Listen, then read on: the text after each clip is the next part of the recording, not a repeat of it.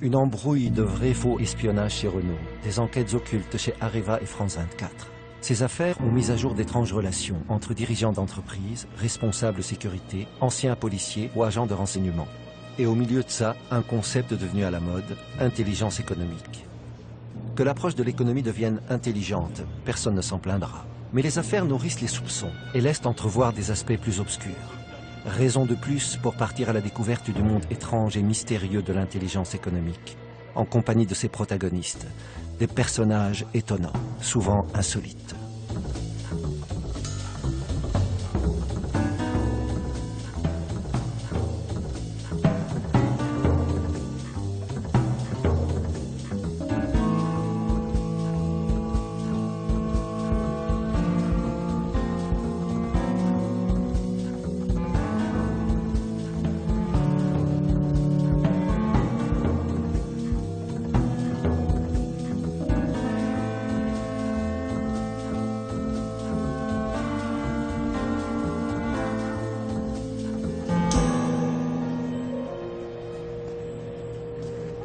Avant de commencer la tournée d'inspection, rendez-vous discret avec un spécialiste des arrière-cours. Depuis son livre sur les nouveaux barbouzes, il est dans le collimateur de ceux qui veulent donner l'image la plus lisse possible de l'intelligence économique, qui est à la fois leur métier et leur marché. Beaucoup de chefs d'entreprise ont recours à des cabinets d'intelligence économique.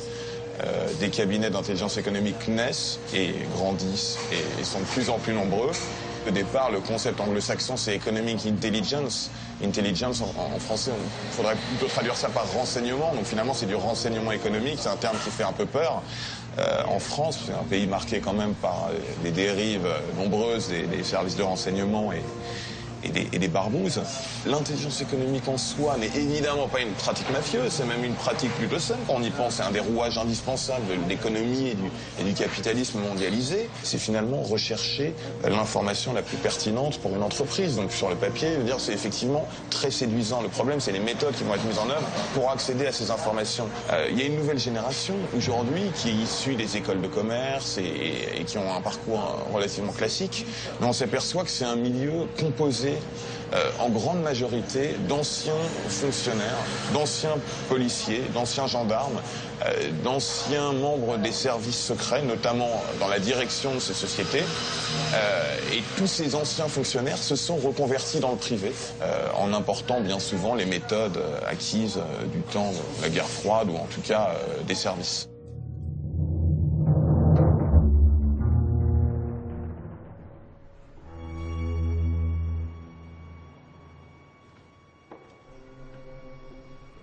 Quand Michel Alliot-Marie et Jean-Pierre Raffarin, aussi d'ailleurs, m'ont proposé de devenir directeur du renseignement à la DGSE pour y implanter l'économique, moi je venais de passer 20 ans dans le monde de l'économie, je connaissais bien les entreprises, le monde de l'entreprise. Bon, c'est clair que j'étais convaincu que c'était une vraie mission.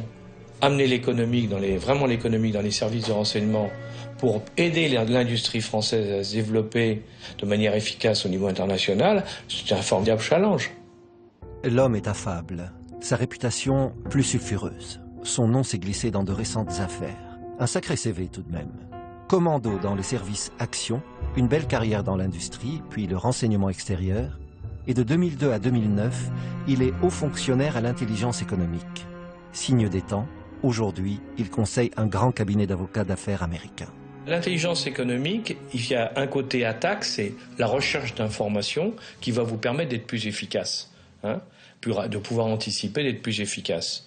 Il y a un deuxième volet, c'est la protection, parce que quand vous faites de l'attaque, vous découvrez que toute entreprise, tout entrepreneur peut avoir accès à un certain nombre d'informations chez vous. Donc il faut voir comment vous pouvez mieux protéger les vôtres. L'aéronautique est une des activités sur laquelle, indiscutablement, l'intelligence économique s'est appliquée, s'applique et est utilisée par tout le monde. On a besoin de l'intelligence économique pour savoir ce que font les autres, les capacités des autres avions, les plans, les planifications, enfin il y a tout un ensemble, si vous voulez. C'est du renseignement, quoi. Ah ben c'est du renseignement économique. L'intelligence économique, ça vient aussi du mot intelligence anglais, qui veut dire renseignement, il ne faut pas se leurrer. Je pense que peu à peu, les gens vont comprendre que ce n'est pas quelque chose, c'est pas les tontons flingueurs, si vous voulez, ou les barbouzes, mais que le renseignement, c'est quelque chose de très important et d'essentiel pour la survie de nos entreprises, comme de l'État d'ailleurs. D'accord, mais alors que faire de l'histoire du Tupolev 144?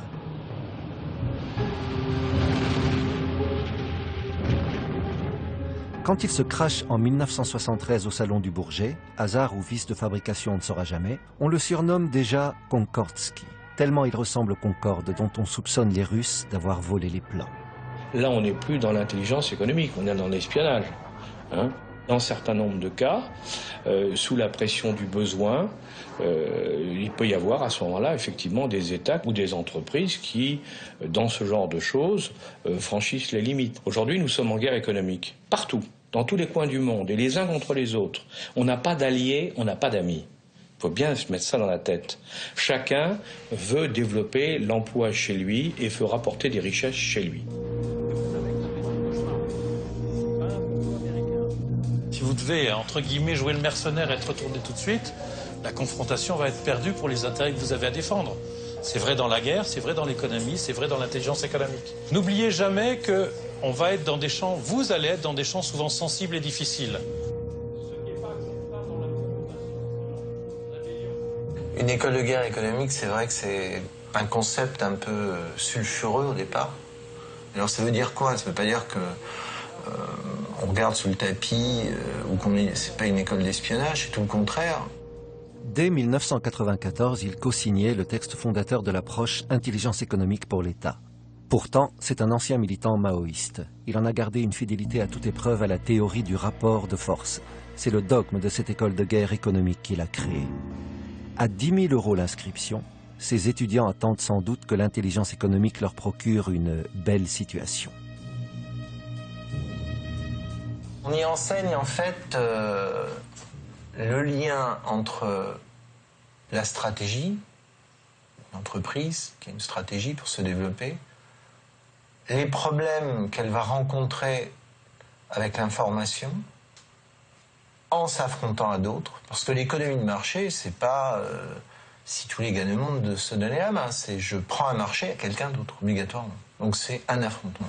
Je vous disais tout à l'heure, c'est l'expérience des confrontations des hommes dans la guerre, mais c'est aussi les confrontations dans l'économie ou dans le discours qui nous amènent à poser ces principes-là. Patton est quelqu'un qui avançait tout le temps, quel qu'en soit le prix. Tempo rapide. En face, vous aviez Montgomery, lui, il n'avançait qu'il disait 200% sûr de gagner. Donc pas du tout le même rythme, pas du tout les mêmes valeurs. Mais au fond, ils avaient la même attention au certain nombre de principes que je vous ai énoncés. Unité de commandement, concentration de l'effort, partage, soutien mutuel. Ça, ce sont des règles inaltérables. Alors vous, qui allez-vous être au milieu de tout ça? Je vous mets au niveau de ces chefs opérationnels, voire de ces stratèges, parce que c'est bien cela que nous voulons vous faire atteindre. Est-ce que vous vous sentez d'organiser la politique d'intelligence économique d'une entreprise? Je sais que c'est difficile, mais on va vous y aider, on va vous y former, on va tout faire pour que ça fonctionne. En conclusion, à moins que vous n'ayez des questions là-dessus, j'en ai terminé pour cette très courte présentation Potemkin. Merci. Parce que c'est plus marrant et rigolo ou vendeur de parler de l'espionnage, dès qu'on commence à essayer de dire, attention, c'est quoi le plus important? Là, c'est beaucoup moins sexy, parce que effectivement, on va parler de choses très sérieuses, mais on est sur le réel, là. On est sur ce qui va faire disparaître des secteurs d'activité, ce qui va appauvrir des parties de population, ce qui va rendre des territoires pratiquement détruits sur le plan économique. Et ce réel-là, c'est une autre histoire. Comme l'histoire des dentelles de Calais. 2006, dans le Pas-de-Calais, tout un tas de petites entreprises de dentellerie au savoir-faire unique sont rachetées par des investisseurs chinois. Leur plan secret, délocaliser en Chine la production de dentelles. C'est ce qu'assurent les rapports de la DST qui parviennent aux hauts fonctionnaires intelligence économique. On déclenche alors l'opération « Sauver les dentelles de Calais ».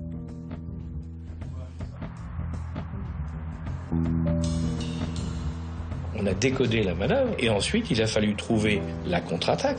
On a classé les machines, puisqu'elles avaient plus de 100 ans, comme œuvre d'art, enfin dans ces produits qu'on ne peut pas vendre à l'étranger sans l'autorisation du ministère de la Culture. À partir de ce moment-là, ils ne pouvaient plus exporter les machines, donc ils ne pouvaient plus produire dans la dentelle de Calais comme elle se fait à Calais. Eh bien, mine de rien, on a sauvé 2 à 3 000 emplois. Ben moi, je trouve que c'est une bonne opération d'intelligence économique au niveau de toutes petites entreprises. Vous voyez, là, on n'est pas en train de parler de Renault ou de ADS. C'est vraiment tout petit. Et l'intelligence économique, justement, c'est un des problèmes majeurs que nous avons rencontrés et que j'ai rencontré personnellement depuis le début, c'est de faire comprendre aux patrons de PME et PMI que c'est aussi important pour eux que c'est important pour les grands groupes.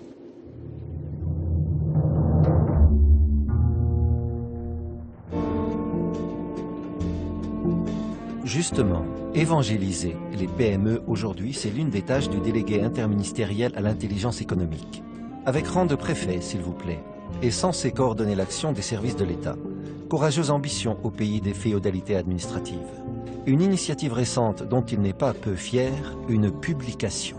On a voulu avoir un document qui soit accessible à quelqu'un qui ne connaît pas du tout le sujet. Et nous venons de publier le guide du routard de l'intelligence économique, un vrai guide du routard qui donne de façon assez ludique, simple et très complète, aussi bien les outils à utiliser que les pièges à éviter, les adresses utiles pour un patron d'entreprise, de TPE, de PME qui veut se lancer dans une démarche d'intelligence économique.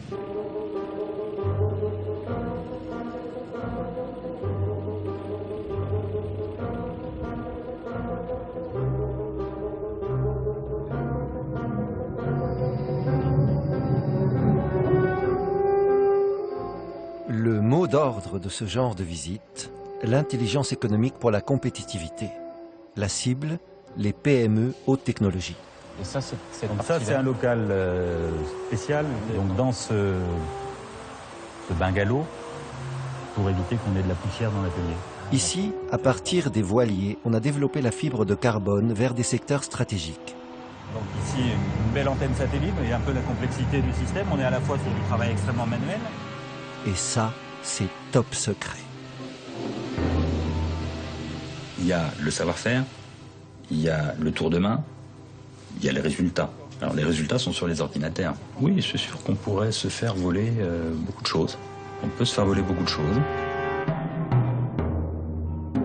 On fait partie de ces entreprises qui ne déposent pas, qui ne brevettent pas. Parce qu'un brevet, c'est quelque chose qui est accessible à tout le monde et à nos concurrents. Moi, régulièrement, je vais, par l'intermédiaire d'Internet, sur des bases de données et j'accède aux brevets de certaines entreprises. Et je vois ce qu'ils font et ça me donne des idées. Et moi, j'ai pas envie qu'ils sachent ce que je fais. Donc, je ne dépose pas de brevet et on garde ça chez nous.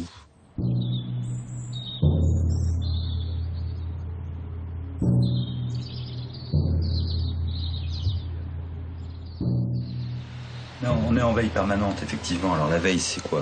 On va aller chercher sur Internet tout ce qu'on peut trouver sur les nouveaux matériaux, sur les produits concurrents. On va aller sur des salons, pas que des salons français. Suivre les nouveaux matériaux, suivre les nouveaux procédés, découvrir des nouveaux trucs.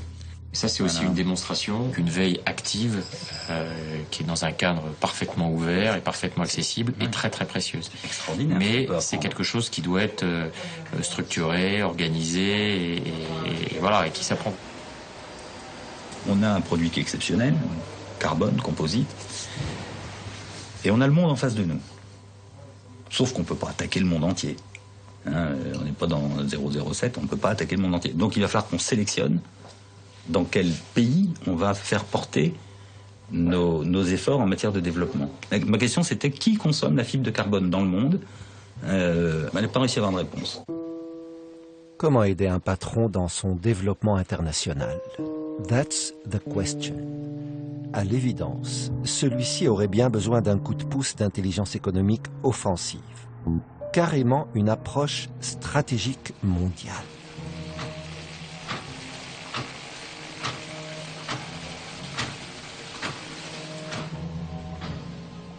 Non loin de là, on fabrique des cages de Faraday, ces caissons étanches aux perturbations qui servent aux expériences les plus sensibles.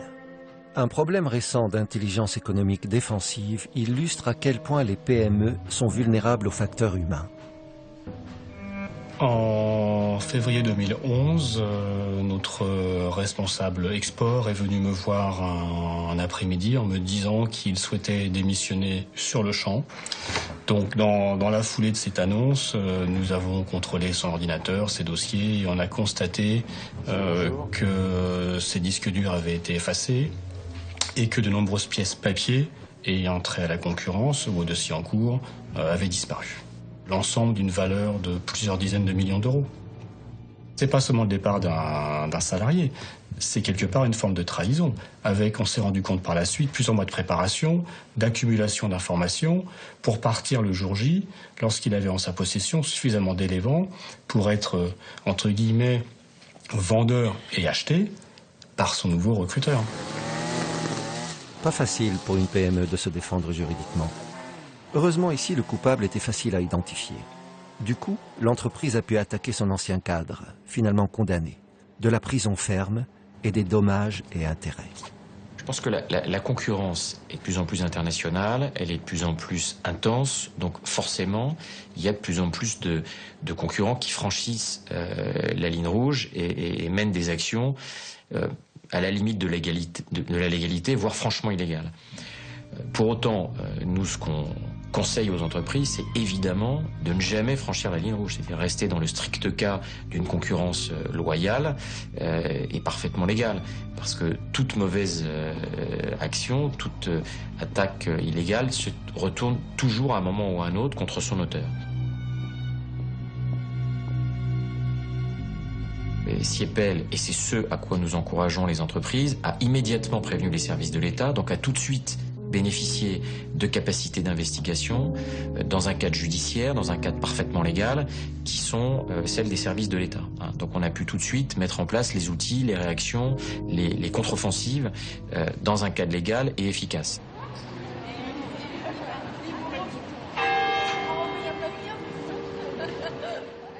Bonjour à toutes et à tous, je suis de la DCRI, la Direction Centrale du Renseignement Intérieur, et je vais vous exposer ce qu'on entend par sécurité économique active.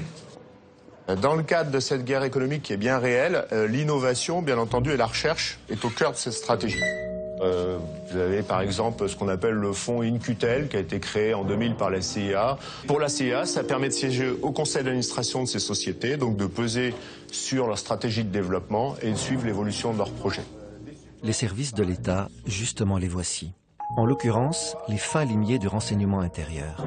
Autrement dit, la DCRI, anciennement DST, dont un agent conférencier porte la bonne parole de l'intelligence économique devant des directeurs de labos universitaires et sous l'œil vigilant de son supérieur hiérarchique.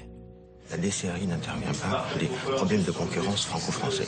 La DCRI intervient pour protéger l'emploi et l'économie nationale contre des agressions qui viendraient d'entités extérieures. Par exemple, un stagiaire qui, par malveillance, pourrait être conduit à récupérer des informations et alimenter un État ou une entreprise extérieure. Aujourd'hui, l'espionne Matahari serait stagiaire. En 2005, on a retrouvé sur l'ordinateur personnel d'une étudiante chinoise en stage chez Valeo plein de données confidentielles de l'entreprise. Faute de preuves de transmission effective à un concurrent, elle ne fera que 2 mois de prison. Mais l'image du péril jaune fera son chemin et jouera sans doute son rôle dans la fausse histoire d'espion chez Renault. Pour autant, à la DCRI, en aparté, on dit que les Chinois sont les premiers pilleurs de la technologie française. Le but de cette relation pour nous à l'entreprise, au laboratoire, c'est bien entendu de transmettre cette culture de la sécurité économique, mais également de les protéger. Le vol, c'est 30 secondes. On détourne votre attention, on vous vole votre smartphone. La plupart des disparitions se font bien à l'étranger. Alors perte ou vol, des fois quand on veut minimiser les choses, on se dit bon on a perdu, mais enfin ça change pas grand-chose à la réalité. Alors pour la petite histoire, on a eu comme ça une personne qui venait de quitter sa chambre d'hôtel et qui tout d'un coup dans le taxi se rend compte qu'il a oublié quelque chose. Donc il fait demi-tour et il se dépêche de rentrer à sa chambre. Et là il a eu la surprise de rentrer dans sa chambre et de trouver une personne qui était debout sur une chaise en train de parler à un détecteur de fumée. C'est quand même surprenant, hein. Enfin, le dernier conseil que je vous donne, parce que c'est le socle d'une bonne politique de l'intelligence économique, et ça, il faut que tout le monde y soit sensibilisé, c'est si vous avez le moindre doute dans votre environnement, il ne faut pas hésiter, il faut alerter. Comment est-ce qu'on alerte? Tout simplement, on fait ce qu'on appelle un rapport d'étonnement. C'est un petit rapport circonstancié en quelques lignes pour expliquer ce qui nous paraît bizarre et pas tout à fait normal. Et ça va permettre de le faire passer aux autres collègues qui peuvent se retrouver dans la même situation et d'éviter du coup de se faire piéger. Ils sont où en Suisse? Hein? Ils sont où en Suisse? J'en sais rien, ils sont du côté de... là-haut, là, tout en haut de la Suisse, je sais plus où. Je suis allé 10 fois, mais c'est à côté de Strasbourg. C'est pas loin de Strasbourg. Strasbourg-Bâle par là-bas. Là. Lui, il s'est pas contenté de ces rapports d'étonnement qui paraissent un peu dérisoires. Il a crié sur les toits qui se faisaient voler.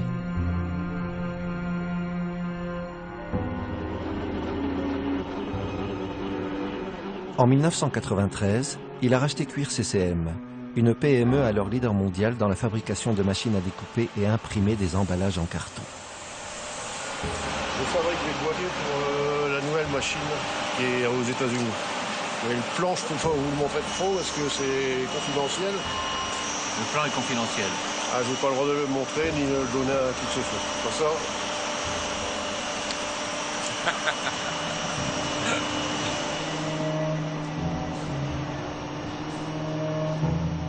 Voici son histoire. C'est vers 1996 que ça commence à se gâter. Certains cadres s'en vont, il perd des appels d'offres, des concurrents moins chers apparaissent, comme s'ils avaient ses dossiers en main.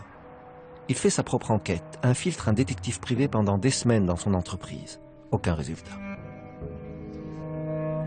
Jusqu'au jour où, en l'an 2007, je reçois une lettre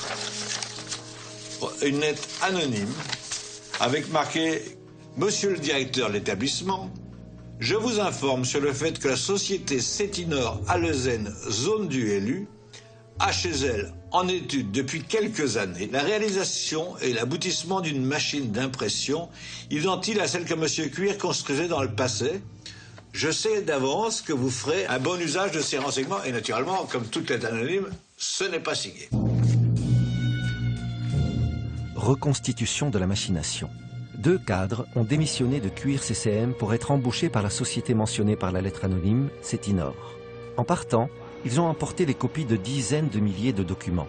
Autrement dit, des années de développement industriel. Je vous montre. Donc ça, c'est une machine qui a un peu plus de 10 ans. Une machine comme ça vaut entre 3 et 5 millions d'euros. C'est les logiciels ici, qui sont des logiciels spécifiques que nous avons développés. Et c'est ces logiciels-là qu'on nous a volés. Sur ces logiciels-là, il y a des dizaines de milliers d'heures de travail d'ingénieurs. Il se bat, alors on cherche à l'intimider. Il s'obstine, ça finira par payer, mais 15 ans après. Début 2013, ces voleurs sont condamnés à payer. Mais Cetinor est une coquille vide. C'est sûr, ils ont revendu les secrets de fabrication de cuir. Où et à qui? Ils soupçonnent un complot, un grand hold-up collectif. Je sais que par exemple, nous avons eu des collaborateurs chinois qui ont travaillé ici. Et puis, je m'aperçois que c'est les collaborateurs chinois qui sont venus étudier en France, qui ont obtenu la nationalité française, ont créé des sociétés d'emballage en Chine, des sociétés de machines en Chine. Tout ça, qui, quoi, comment. Bon, est-ce que c'est en Chine, est-ce que c'est ailleurs? Je ne peux pas vous le dire. Comment savoir? Et comment reconquérir les marchés perdus? S'il avait, comme nous, assisté aux leçons précédentes, nul doute qu'il invoquerait le dieu de l'intelligence économique, ou certains de ses prophètes.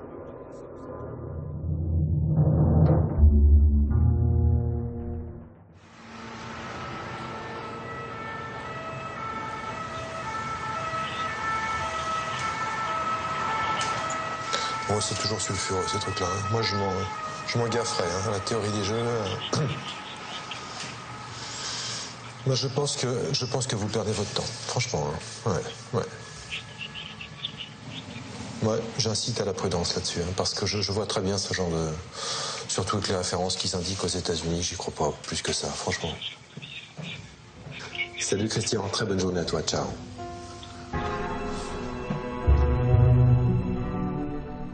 Le renseignement a en France une connotation un peu péjorative lorsqu'il s'agit du monde des affaires. Je me souviens d'un ancien patron de la DST qui disait « James Bond au-delà du Channel et Barbouze en deçà ». Voilà. Donc il y a en Angleterre, aux États-Unis, une résonance probablement plus positive au mot renseignement que celle qu'on retrouve en France. Donc il ne faut pas chercher à introduire le renseignement dans le monde des affaires. Pour ces raisons-là, culturellement, c'est quelque chose qui ne passe pas. A priori, c'est la nouvelle génération, Sorbonne et Oxford, pas un ancien flic. Colonel de réserve de la gendarmerie tout de même, et des airs d'en savoir plus qu'il n'en dit. Il dirige la plus grosse boîte d'intelligence économique française, créée par l'État qu'il a privatisée pour moitié. Alors évidemment, pour une image respectable de l'intelligence économique, moteur, action. L'intelligence économique, si on dit que ça n'est pas le renseignement, hein, ça suppose qu'on est à la fois un corps de doctrine, de méthode, une charte éthique, etc., etc., des moyens techniques, des moyens humains, des neurones hein, à injecter dans ce processus. Donc ça suppose d'avoir effectivement des gens qu'on recrute dans les grandes écoles, le plus souvent les écoles d'ingénieurs, des business schools, des grandes formations universitaires, que l'on forme à nos métiers. Ce sont des métiers extraordinairement exigeants. Ça suppose, par exemple, de parler plusieurs langues, ça suppose de maîtriser des langues qu'on dit rares. Point 2, ça suppose de mettre en place des outils, notamment des logiciels. Il y a tout ce qu'on appelle le data mining, c'est-à-dire le logiciel qui vient en renfort de l'homme qui a face à un océan de données numériques. Et donc il nous faut parfois disposer de nos propres moyens d'indexation de l'information. Il nous faut le remonter, ce qu'on appelle les crawlers qui vont rapatrier l'information. Il faut ensuite pouvoir fermer le système et travailler sur nos propres systèmes informatiques à l'abri des autres regards. Que chacun ne comprenne pas exactement ce qu'on y cherche dans ce corpus de données. Mais je puis vous dire que c'est un travail d'ingénieur de très très haut niveau que d'être capable de traiter des milliards de pages d'informations pour en tirer les quelques lignes qui vont nous intéresser. Donc c'est là, une fois qu'on a épuisé le champ de l'information disponible sous forme numérique, qu'on déclenche des moyens de recherche sur le terrain. Donc ça suppose d'avoir des correspondants, parfois des bureaux. On a une dizaine de bureaux dans le monde. On a 500 correspondants en permanence dans une trentaine de pays. Et ces gens-là sont ce qu'on appelle des gatekeepers, c'est-à-dire qu'à chaque fois qu'une question plus particulière se pose à nous, c'est eux qui vont nous indiquer dans le pays quelles sont les sources, les ressources humaines, hein, encore une fois, qui peuvent nous renseigner ou compléter l'information qu'on a déjà. Voilà. Et quand on a fini de croiser ces informations d'origine numérique d'une part, de terrain d'autre part, on arrive à une analyse qu'on veut stratégique et qui s'appelle l'intelligence économique. Donc tout ça a naturellement un coût. L'intelligence économique, ça n'est pas de la documentation, c'est de l'information à haute valeur ajoutée. Donc ça suppose d'être capable de mettre en place des équipes pluridisciplinaires, des linguistes, des financiers, des spécialistes de la recherche d'informations, etc. Et ce prix, il est payé par le client, et le client, c'est le plus souvent des très grands groupes multinationaux, en l'occurrence, pour les clients de la DIT, toujours des groupes français.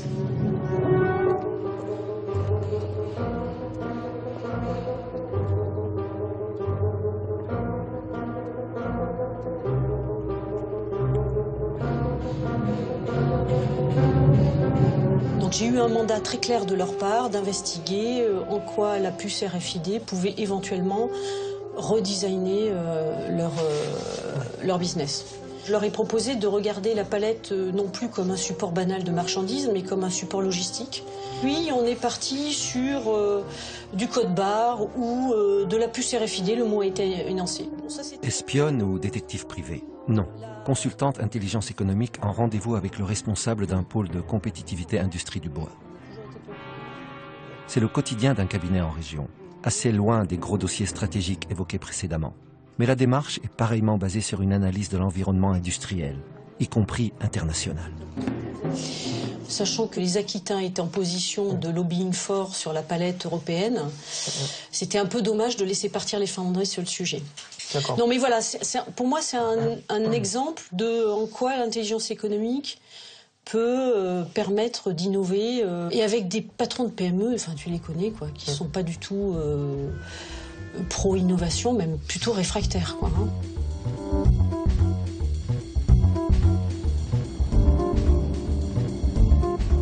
quand on est une femme, c'est peut-être plus naturel de faire parler, c'est souvent des hommes.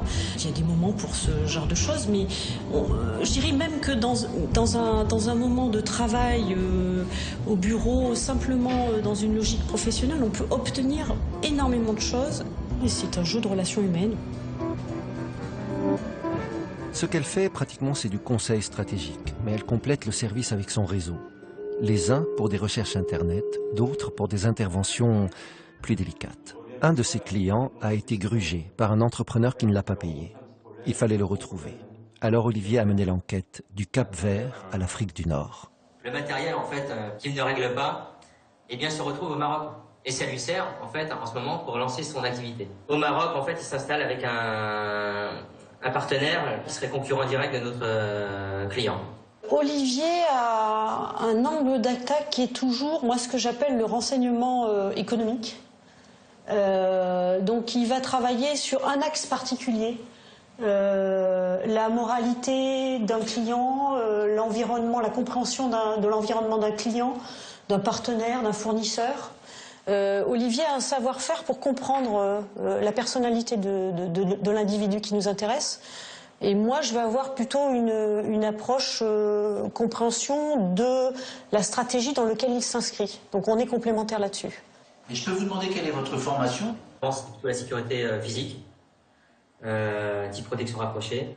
Mais autrement, c'est des formations en fait continues, principalement dans des centres comme l'UEDH, l'Institut des hautes études de défense nationale.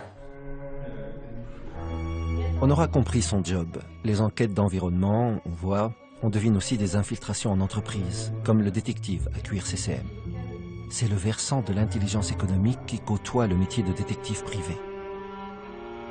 Et du coup, la hantise de l'amalgame arrive au galop.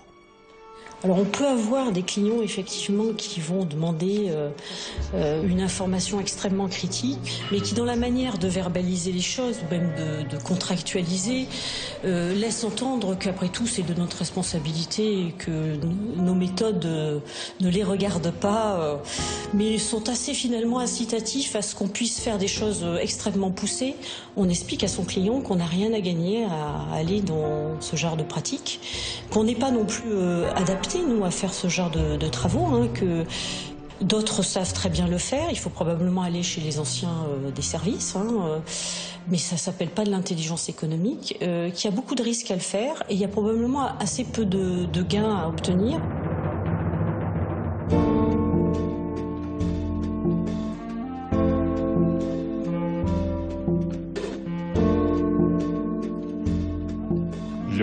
L'information est classée en trois types. La blanche, donc celle qui est ouverte, qui est accessible à tout le monde, sur le net, dans la presse.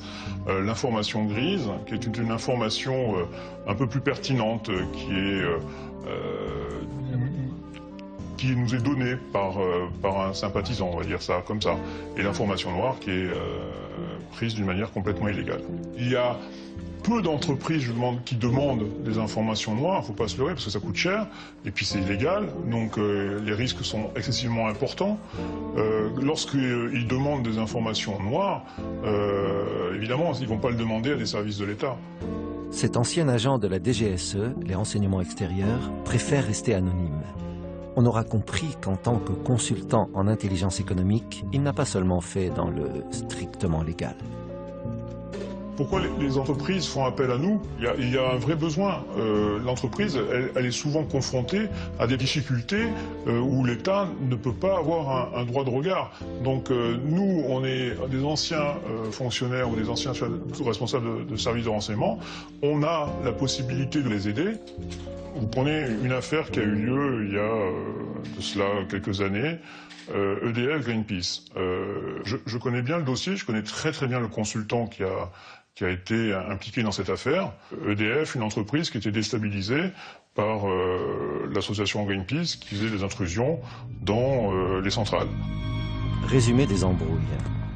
Des responsables sécurité d'EDF missionnent un consultant en intelligence économique et un informaticien pour obtenir des informations noires. Le plan d'action de Greenpeace dans des centrales nucléaires.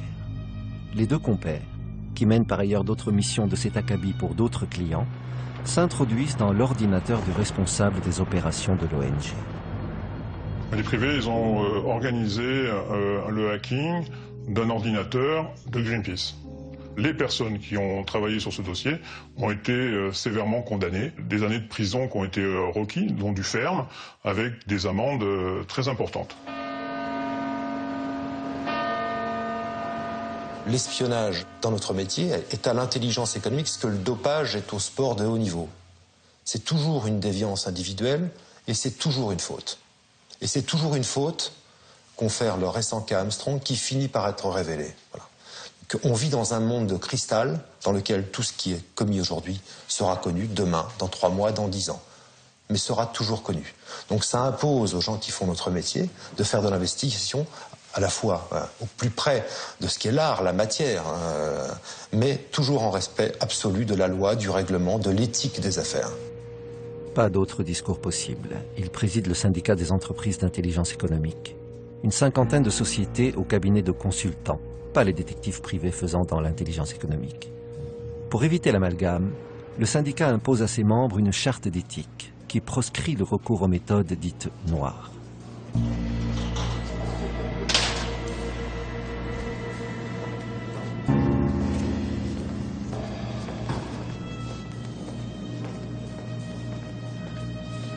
Alors je crois que les sociétés d'intelligence économique sont toutes drapées d'une charte d'éthique et qui se présentent tous comme des chevaliers blancs.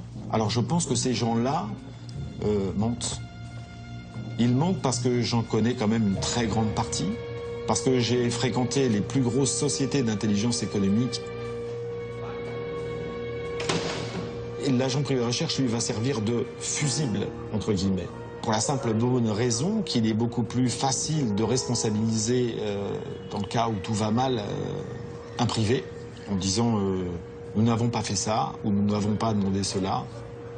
Cet ancien gendarme devenu privé faisait les poubelles, comme on dit, pour le compte de sociétés d'intelligence économique. Mais c'était un agent double de la DST.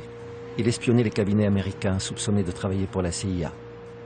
Ironie de l'histoire, en 2011, il tombera pour avoir utilisé des informations protégées, celles que lui fournissait la DST. Lampiste des étranges relations entre services et officines. Il explique comment on en arrive là. Comment de gendarmes ou de policiers ou d'anciens agents de l'État, on devient agent privé de recherche.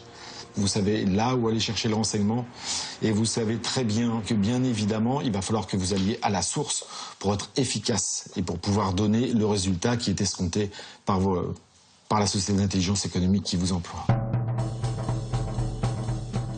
Les agents privés de recherche ont divers moyens techniques à leur disposition. Tout d'abord, tous les matériels que vous pouvez, vous, trouver sur Internet. C'est-à-dire le paquet de cigarettes qui prend des photos, le briquet qui enregistre une conversation, et les lunettes dans les montures de laquelle on a une mini-caméra. Les aéroports, les trains, les gares, les hôtels, les taxis. Oui, tout peut être piégé. Les chasseurs d'hôtels de grands palaces parisiens. Bien évidemment, une autre technique consiste aussi à mettre, et c'est pas de la fiction, c'est vrai, c'est de mettre dans les pattes de la personne ciblée une très jolie femme qui va le rencontrer fortuitement, en tout cas c'est ce qu'il pense, et qui va s'attacher à son charme, à ce garçon, lui qui pensait ne pas en avoir, et qui va réussir à avoir quelques renseignements plus qu'importants ou à lui voler un carnet d'adresses, son portable ou son téléphone portable. Oui, tout cela existe. Tout ça se monnaie, tout ça fait partie de la guerre économique. Alors là, que font les sociétés d'intelligence économique? Elles font ces choses-là ou pas?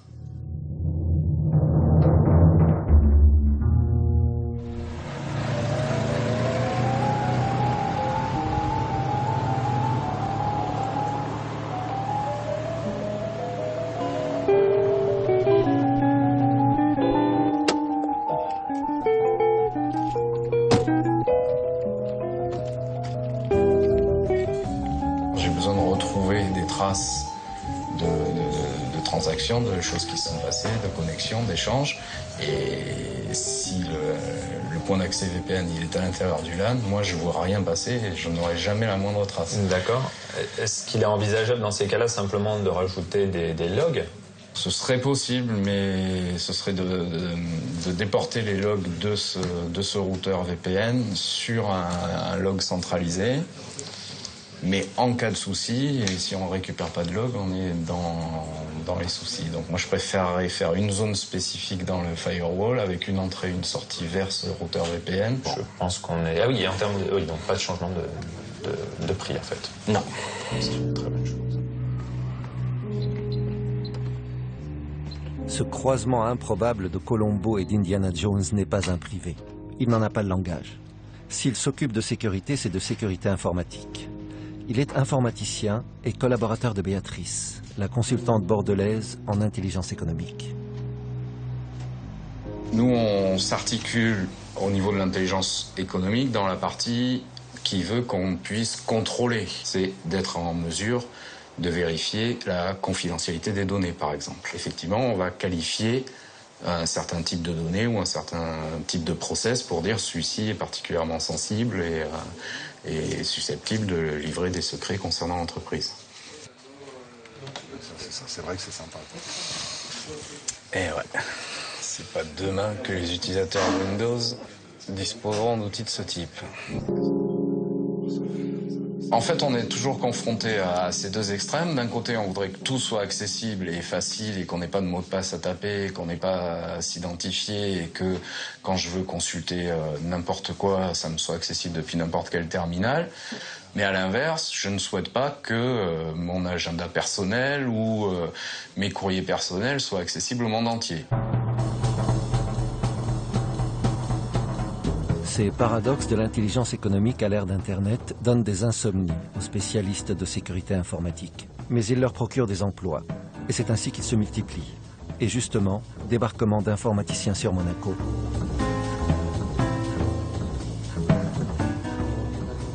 Il faut entrer en résistance contre la liberté totale dans l'usage des technologies de l'information. Dans une entreprise, non, on ne travaille pas avec son terminal privé. Non, on ne connecte pas un terminal contrôlé par un tiers. Non, on n'installe pas le dernier joujou à la mode. Non, je ne mets pas les données de mon entreprise dans le cloud gratuit. Non, je ne mélange pas, je ne mets pas au même endroit les données sensibles et les autres. Non, je ne laisse pas connecter mon ordinateur si je ne suis pas présent. À l'étranger, non, je ne peux pas, dans ma chambre hôtel, accéder à la totalité de mon système d'information sans aucun dispositif de sécurité. Non, je ne vais pas au restaurant en laissant mon portable avec des données sensibles dans ma chambre d'hôtel. Non, je n'envoie pas par email des informations très sensibles. La sécurité, c'est aussi avoir le courage de dire non. Il se vit comme un chef d'état-major de la nouvelle guerre économique. Sa mission ? Protéger les systèmes d'information vitaux pour la nation. Il est comme un poisson dans l'eau ici, au milieu des marchands d'armes de la cyberdéfense et des responsables sécurité informatique des entreprises.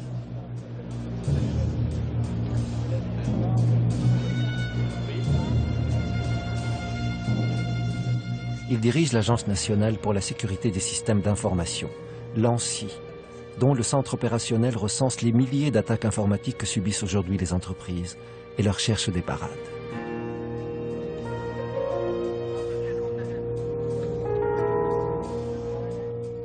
Chacun voit midi à sa porte. Lui, il voit aussi des espions partout.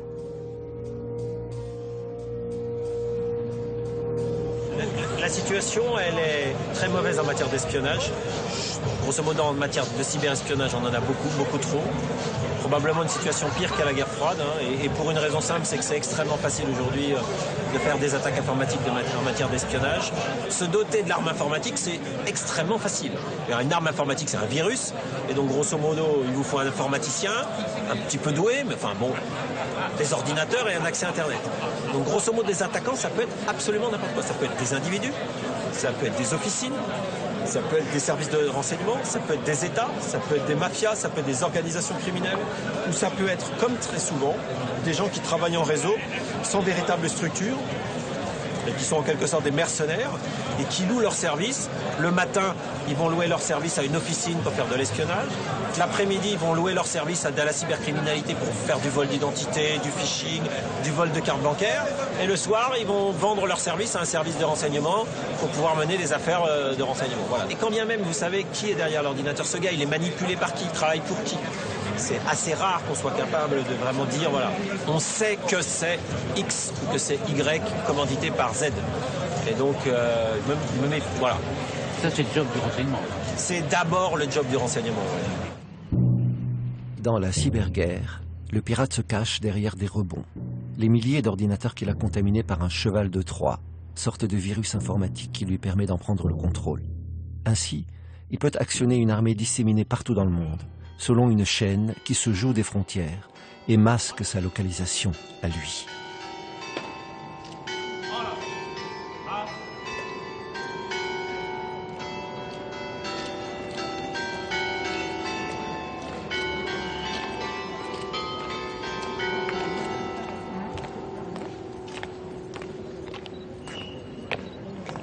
Regarde.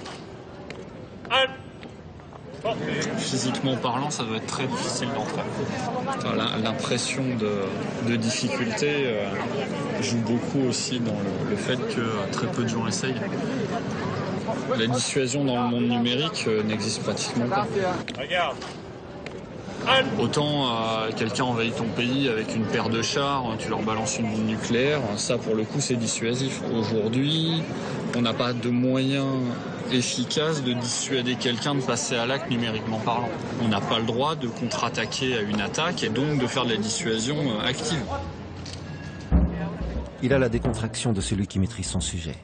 C'est un cadre de la cyberdéfense. Il en pilote la doctrine et recherche de nouvelles ripostes au sein de ADS, l'une des entreprises les plus exposées aux attaques informatiques. L'aéronautique, c'est un domaine concurrentiel. C'est pas un problème qui est neuf avec les systèmes d'information. C'est quelque chose qui a toujours existé auparavant.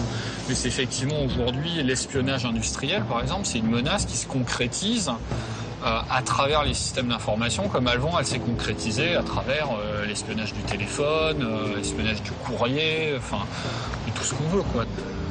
On imagine l'espion qui va déployer des trésors d'agilité pour rentrer dans un bâtiment la nuit, se faufiler, trouver le bon bureau, ouvrir le casier et prendre les photos avec son petit appareil, là. Mais je dirais le retour sur investissement, il n'est pas génial, quoi. Le gars, il va passer la nuit pour prendre 10 photos de documents ultra secrets, alors que finalement, il fait la même chose. Il arrive à booter une machine dans le réseau, à se connecter, rentrer dedans, et sur sa clé USB, il va ramener 40 gigas de données.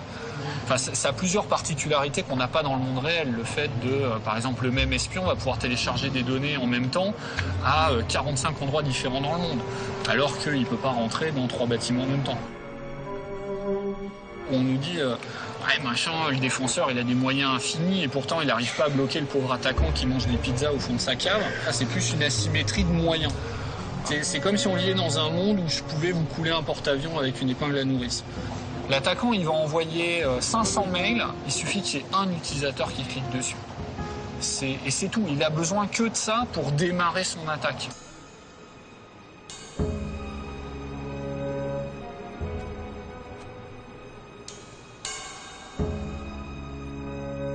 On peut trouver des outils sur Internet assez facilement qui permettent de décrypter le mot de passe administrateur. Et donc une fois qu'on aura le mot de passe en clair, on va pouvoir carrément rentrer, se loguer sur le site à la place de l'administrateur. Donc là voilà, on y est. C'est du piratage. Ouais. C'est illégal, ça. C'est illégal, oui. Sauf que vous le faites pas. Non, c'est dans le cadre de l'école, c'est vraiment quand on est ici pour apprendre. Mais voilà, ça reste effectivement dans un cadre pédagogique, ça sort pas de ce cadre-là. C'est-à-dire qu'on vous apprend à être des hackers, mais vous le faites pas. Non, on le fait pas chez nous. Ok, c'est surtout pas des hackers, mais des élèves informaticiens simulant des attaques pour déceler les failles de sécurité des entreprises.